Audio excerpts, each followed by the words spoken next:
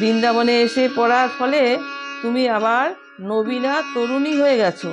ধন্য এই বৃন্দাবন, যেখানে ভক্তি সর্বদাই নৃত্য করছে।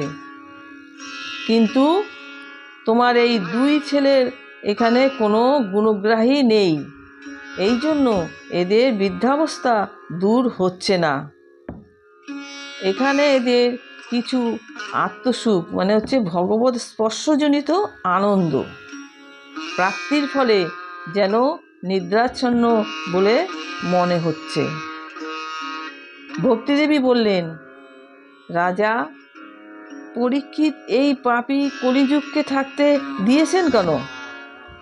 এর আসার ফলেই তো সব জিনিসের সার কোথায় যেন হারিয়ে গেল। করুণাময় শ্রীহরি বা এইসব অনাচার কিভাবে সহ্য করছেন? হে মুনিবর, আমার এই সংশয় আপনি নিরসন করুন। আপনার কথায় আমি বড়ই শান্তি পেয়েছি।